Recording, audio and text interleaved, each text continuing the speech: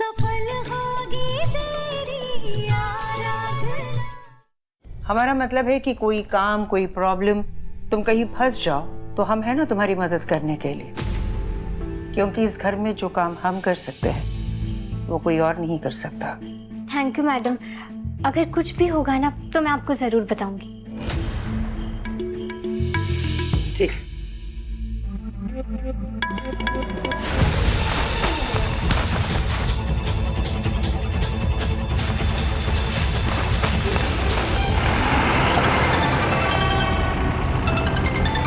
Hello watchman. जी madam. जी madam. हाँ वो सड़ी सब्जी की बोरी है ना, वो मैं पीछे वाली गेट पे रखवा रही हूँ, तुम आके उठा लेना। ये जो बोरी है ना, ये पीछे वाली गेट पे रखवानी है, वो आके उठा लेना। ले चलो। अभी हाँ रखवा दिए।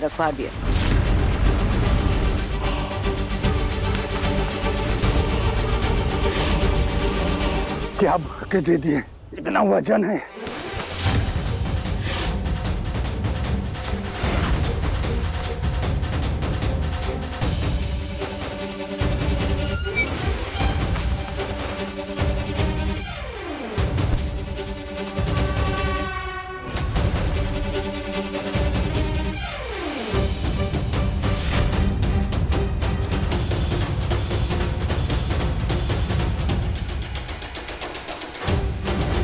हाँ तुम पहुंच रहे हो ना?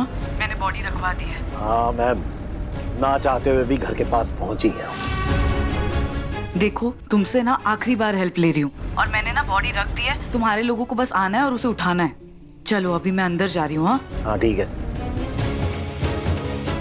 एक बार प्रशांत इस बोरी में रखी लाश को लेकर चला जाए, फिर मुझे इस मुसीबत से छुटकारा मिलेगा।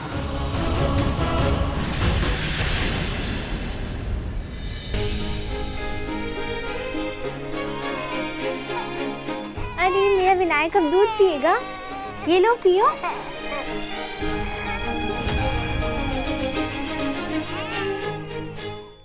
देखो जिद मत करो, अपने पापा की तरह ना ऐसे अड़ियल मत बनो। अड़ियल बनोगे, दूध नहीं पियोगे, खाना नहीं खाओगे तो ना बीमार पड़ जाओगे।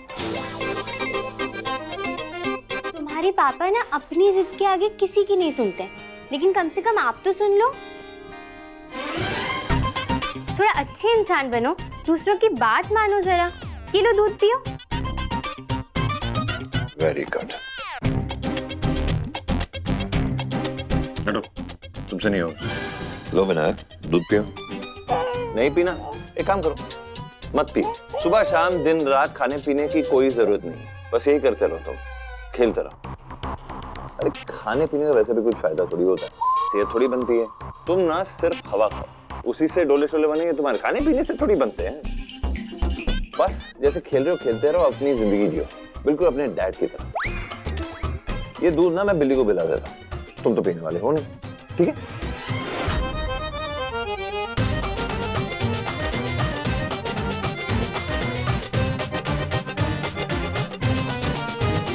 चलो इससे तो साबित हो गया कि तुम बिल्कुल अपनी माँ की औलाद हो।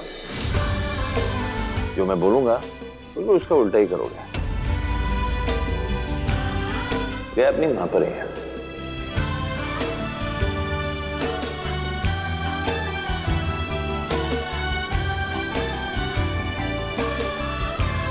क्या हुआ? तुम्हारी आंखों से बरसात क्यों शुरू हो गई? कुछ नहीं, वो आपने कम से कम तानों में ही सही, लेकिन मुझे विनायक की माँ तो कहा। मुझे खुश नहीं रहने देगी वो, मुझे मेरे पति और मेरे बच्चे से फिर से छीन लेगी। तुम विनायक की मां नहीं हो।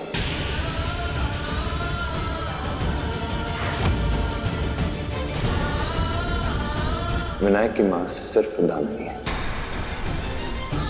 और सिर्फ दामिनी ही रहेगी। मैंने ये सब सिर्फ विनायक को दूध पिलाने के लिए कहा था। तुम्हारी सजा अभी भी वही है। ना तुम विनायक को गोद में उठा सकती हो, ना उसके साथ खेल सकती हो, ना उसे छू सकती हो।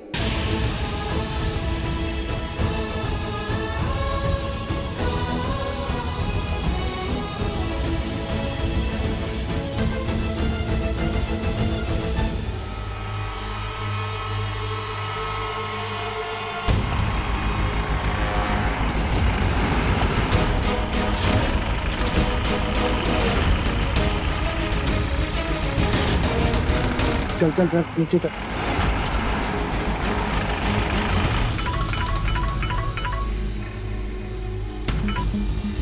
हेलो।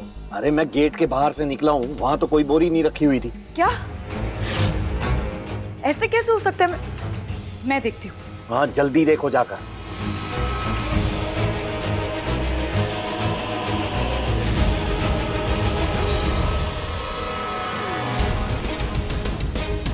चंदा, वो पीछे वाली गेट में ना मैंने एक बोरी रखवाई थी जिसमें सारी सड़ी सब्जियां थी, वो फेंकने वाली बोरी थी। कहाँ है वो? मुझे नहीं पता मैडम, मैंने तो नहीं देखा। पर हाँ, आज राशन का बहुत सारा सामान और सब्जी आई थी, तो शायद उसके साथ कोई घर में लेके चला गया होगा। मैं मार्केट जा रही हूँ। क्या?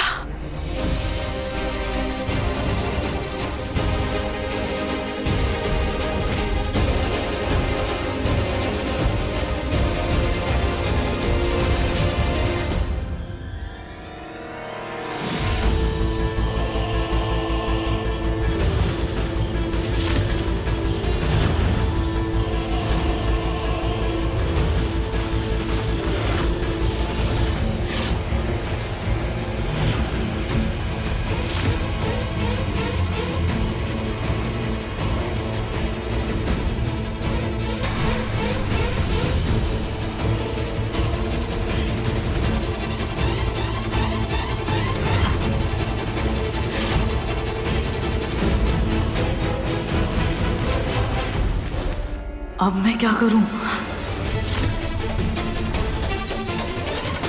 रुको आराधना।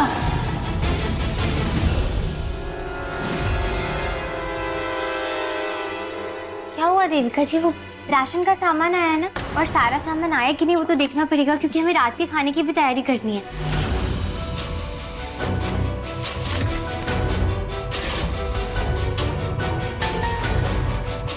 अब तो लाश इन आखिरी 2 बोरियों में से एक में ही होगी।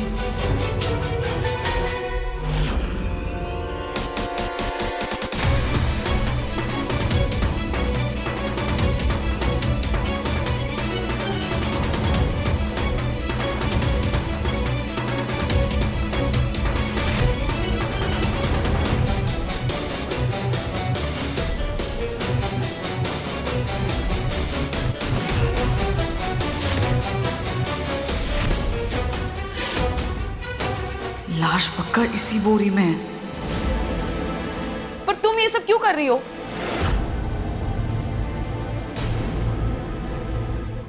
मेरा मतलब ये है कि अब तुम इस घर की बहू बन चुकी हो, एमडी की वाइफ बन चुकी हो तुम, तो तुम्हें ये सब करने की क्या जरूरत है? ये खाना बनाना, ये सब चेक करना, अरे ये सब तो वो जलेबी भी कर लेगी ना। मैं तो कहती हूँ तुम ये सब छोड़ो और डिनर के पहले आराम कर लो। चलो चलो चलो, ये सब छोड़ो। चलो आज। आराधना क्यों छोड़े ये सब?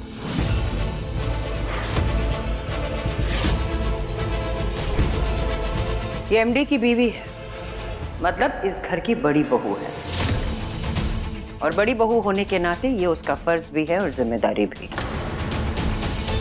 आराधना, तुमसे पहले दामिनी भी ये सब कुछ किया करती थी, हम भी तुमसे यही उम्मीद करते हैं आज के बाद। वैसे इतने दिनों में जो नहीं हुआ वो आज अचानक कैसे हो गया? हमारा मतलब है कि तुम आज किचन में क्या कर रही हो?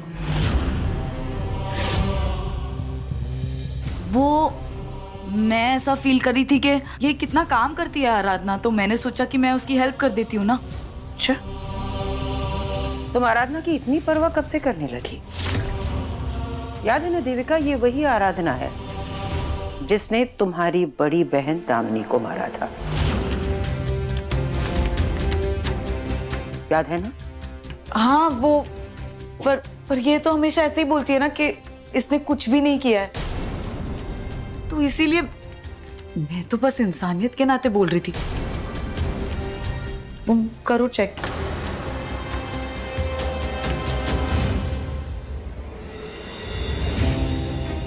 जो तुम कर रही थी आराधना वो करो। मेनका दीदी,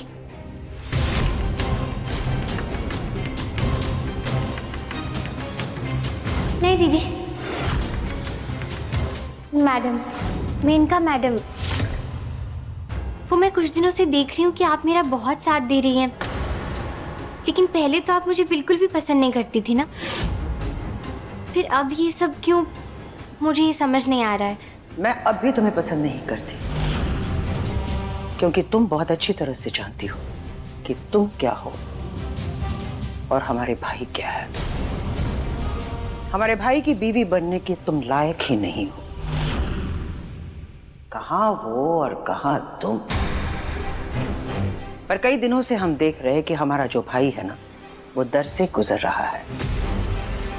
पर जब से तुम आई हो, तुम बार बार एक ही बात कह रही हो कि वो औरत दामिनी नहीं थी। तो ये सच अब सबके सामने आना ही चाहिए, ताकि हमारे भाई को थोड़ा सा सुकून मिले। सिर्फ और सिर्फ इसलिए हम तुम्हारा साथ दे रहे हैं, समझी तुम?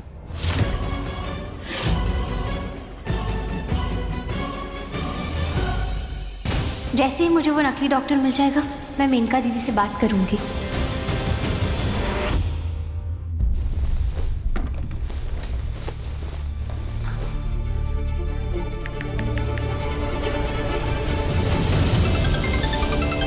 हेलो हेलो प्रशांत, वो बोरी ना वापस किचन में आ गई है। क्या? और आराधना वहीं पे है, वो कभी भी ना बोरी को खोल सकती है। लाश फिर से घर के अंदर पहुंच गई? हाँ, और इस बार मेरी गलती भी नहीं है, मैंने कुछ नहीं किया है। अरे तुम्हारी गलती ये है कि सारा बखेड़ा तुम्हारा खड़ा किया हुआ है। मैंने कल रात ही तुमसे कहा था कि अब मैं तुम्हारी कोई मदद नहीं करूंगा। इस सुबह इस लाश को ठिकाने लगाना मेरी तुम्हारे लिए आखिरी मदद थी। अब मैं तुम्हें साफ बता रहा हूँ, आगे से मैं ना तो तुम्हारी कोई मदद करना चाहता हूँ और ना करूंगा। हेलो प्रशांत, तुम्हें ना मेरी मदद करनी पड़ेगी, तुम्हारे पास और कोई ऑप्शन नहीं है, ठीक है ना? अगर वो बोरी खुल गई और लाश फैमिली के सामने आई, अगर मैं फंसी ना तो मैं तुम्हें भी नहीं छोड़ूंगी, उतना याद रखना तुम। मैं जाके सबको बता दूंगी कि एमडी और उसके बेटे को तुम कैसे मारने की कोशिश कर रहे हो। अच्छा ठीक है, ठीक है। अगर लाश घर के अंदर है तो हमारे पास एक ही रास्ता है। क्या? हमें घर वालों का ध्यान भटकाना पड़ेगा।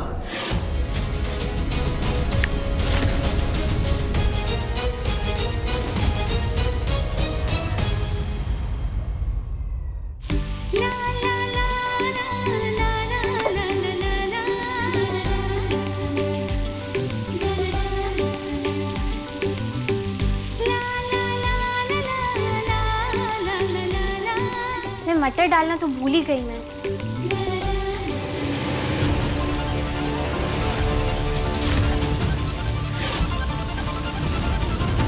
आराधना, केक कटिंग का टाइम हो गया है, जल्दी आओ।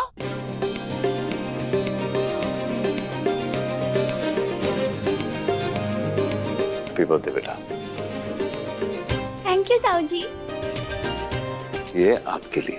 Thank you.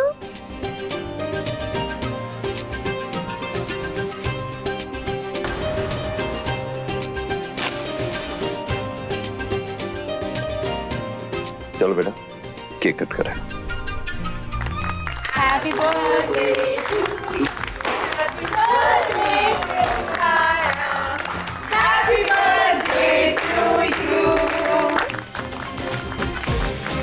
Dear Kaya, happy birthday to you.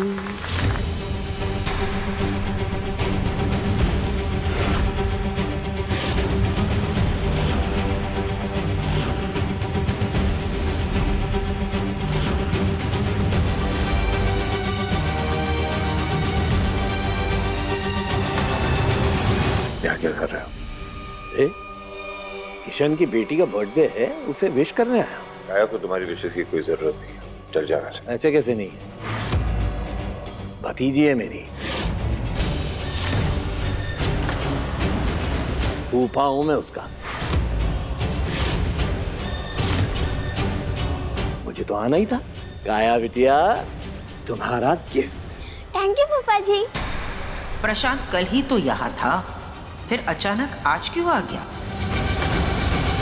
फूफा जी, आज ताई जी ने ना मुंबई स्टाइल पाव भाजी बनाया, आप जरूर खा के जाना, बहुत टेस्टी है।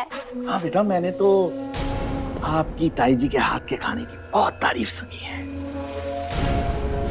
भाभी जी, भाभी जी, भाभी जी, आखिर इंतजार खत्म हुआ और हमें आपके हाथों का वो स्वादिष्ट सा खाना खाने का मौका मिल ही गया।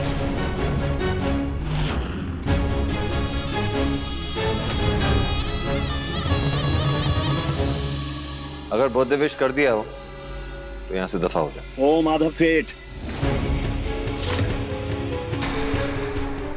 अपनी बड़ी बहन के पति से बात करने का कौन सा तरीका है भाई? इस घर का दामाद हूं मैं, तुम मुझसे इस तरह से बदतमीजी से बात नहीं कर सकते हो। मैं तुमसे बात ही नहीं करना चाहता। चलो निकलो।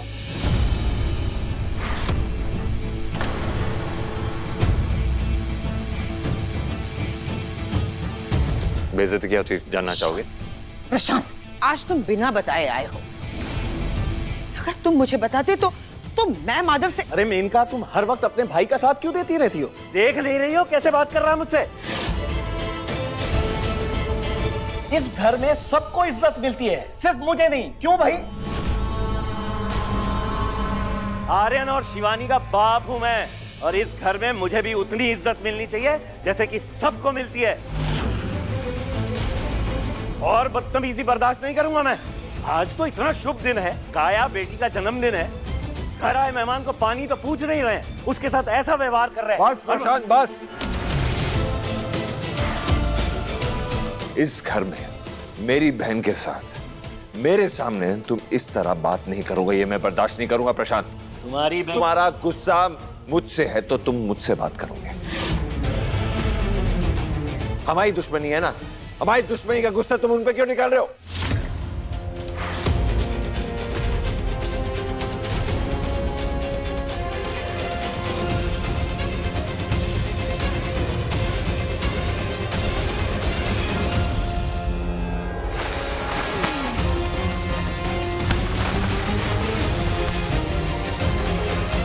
अरे तुम्हारी बहन मेरी पत्नी है, और अपनी पत्नी से मैं कैसे बात करूं और कैसे ना करूं ये बताने वाले तुम कोई नहीं होते हो।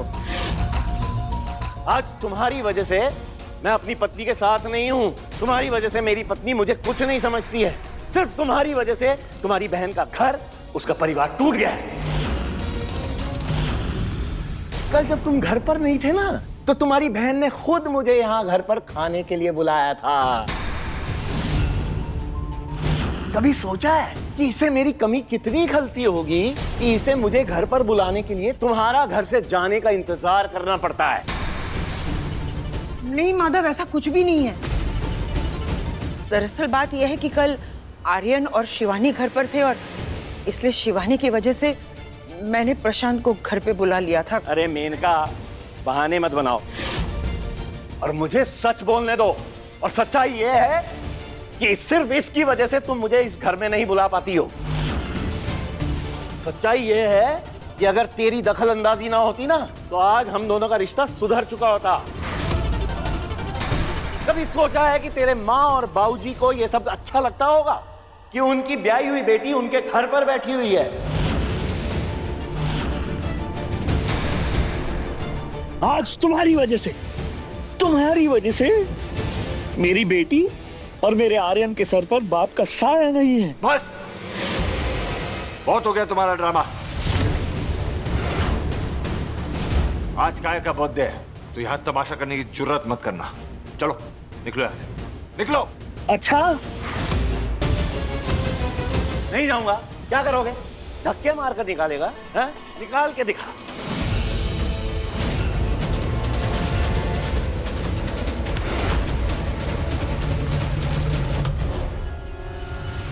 अरे तू घर का बड़ा है ये समझ के तेरे बाबूजी ने तेरे कंधों पर पूरे घर की जिम्मेदारी सौंपी थी, और ये जिम्मेदारियां निभा रहे हो तुम। ये हालत की है तुमने घर की। मेरे बाबूजी को बीच में लाने की कोई जरूरत नहीं है प्रशांत।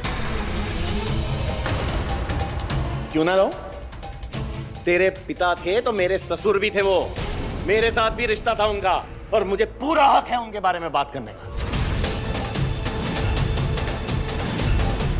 प्रशांत, शांत हो जाओ। क्या बोले जा रहे हो तुम?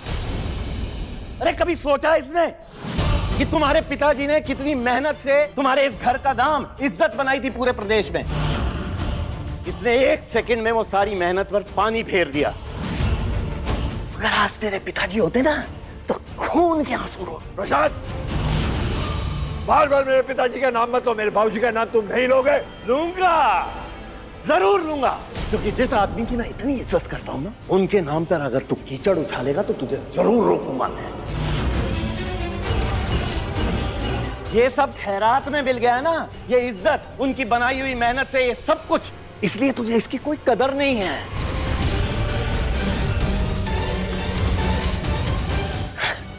तुझसे अपना नाम तक तो संभाला नहीं है ना, अपना गुस्सा संभाला गया, और तो और तुझसे अपनी ये 2 बीवियां तक नहीं संभाली गई।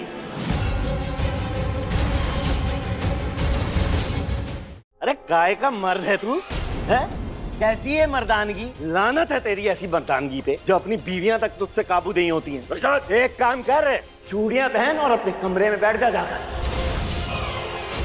2 शादियां कर बैठा है, खुद गर्ज कहीं का, अपनी खुशियों के लिए 2 शादियां की। बस चुप हो जा, सुन मेरी बात। 2 शादियां करने के बाद भी तू एक भी बीवी को खुश नहीं रख पाया है। प्रशांत को आज हो क्या गया है? ये ऐसी बकवास क्यों कर रहा है? अरे तूने तो इनकी ये हालत की कि एक बीवी ने दूसरी बीवी की जान ही ले ली।